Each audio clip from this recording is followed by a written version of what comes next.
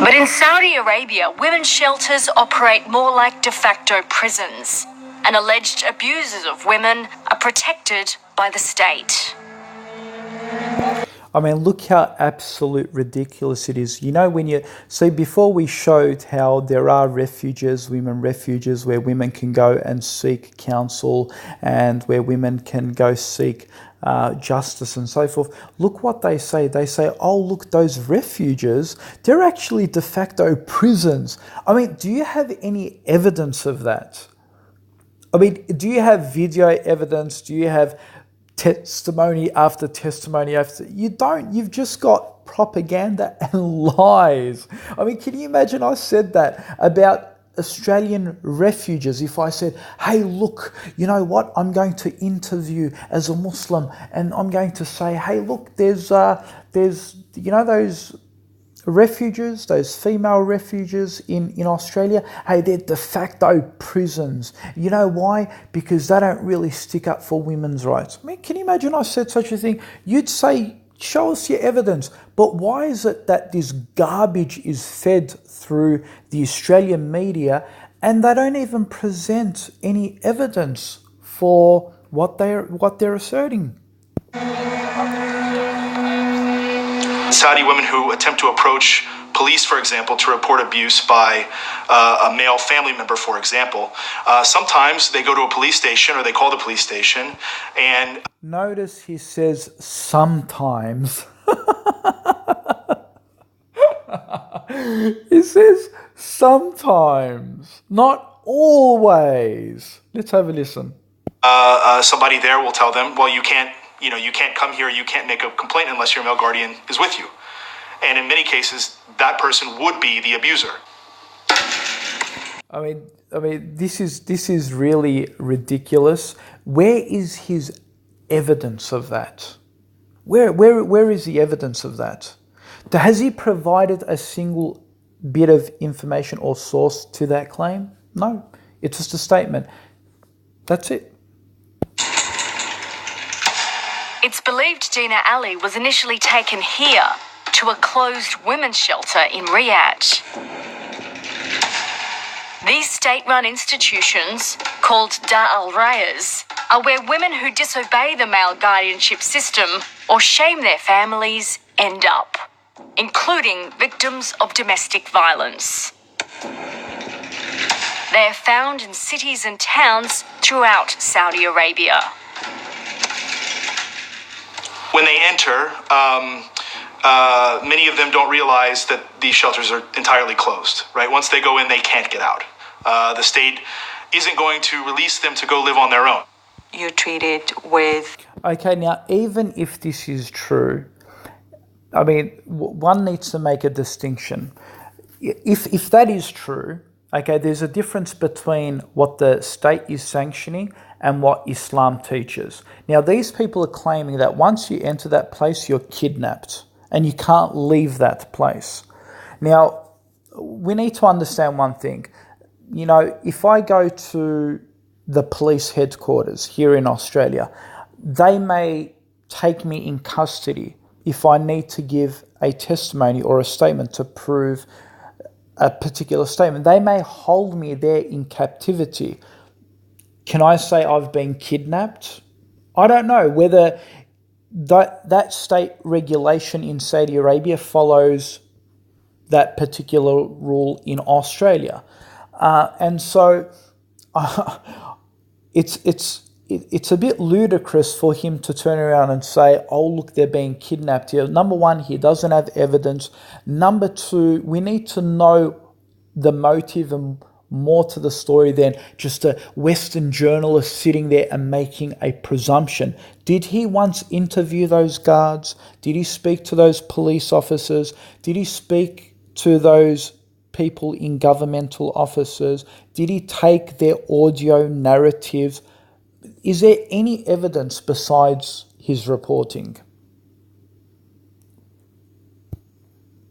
Okay, next they play this lady, as you can see in the screen, and she's trying to be the only witness to these actual kidnapping shelters where women are apparently imprisoned and so forth. But see, when you listen to her interview, she doesn't actually say the crime that she did. Maybe she did actually commit a crime. Maybe she did say things that she wasn't supposed to. Maybe she made lies and allegations either against the government, or maybe she was trying to make lies against even her husband, or trying to conspire to hurt him in a particular way, and so she doesn't give you the story of what she actually said or did that may have angered the authorities, which may have led to her arrest, and why she probably believes she's being confined. And this is why I think it's important to note that we shouldn't judge these particular centres on the sentiments of these individuals. I mean, we don't know the full story. We haven't interviewed the other side of the story. And so why should we just take this narrative face value? And that male guardian could be your abusive husband, your abusive father or brother. So what they do, they find them husbands who are willing to marry them. That's the reality of women who run away from abusive relationship in Saudi Arabia. In some cases, we. So basically she's saying if you run away from an abusive relationship, you're confined in these particular kidnapping rooms. And I mean, this is really ridiculous. I mean, even if this is true, it's not sanctioned by Islam. So there's a distinction between the two. I'm not saying the Saudi regime is perfect. I'm not saying what they do there is perfect. It may be against the Book of Allah, what they do. But we need non-Muslims watching this rebuttal video to realize that there is a distinction between Islam, Sharia law, and the Saudi state. The Saudi state does not run on 100% Sharia law.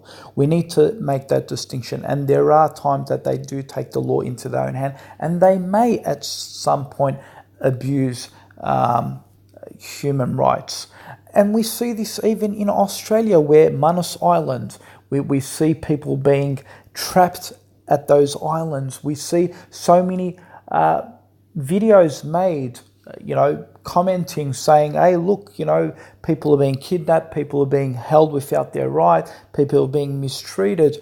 But does the Islamophobes and the Islamic critics turn around and blame the Australian government, or do they maybe blame some of those individuals who may abuse the system? That person would be the abuser. Women actually do that. They just say, we'll roll the dice. And absolutely took power in in self-imposed exile in Sydney. 2 a.m., they knock on my door, the secret police, and that means you are a threat to the national security in my country. But the worst part is not being locked in that shelter. The worst part, you can't leave that shelter without having a male guardian getting you out of that. And that male guardian could be your abusive husband, your abusive father or brother. So what they do,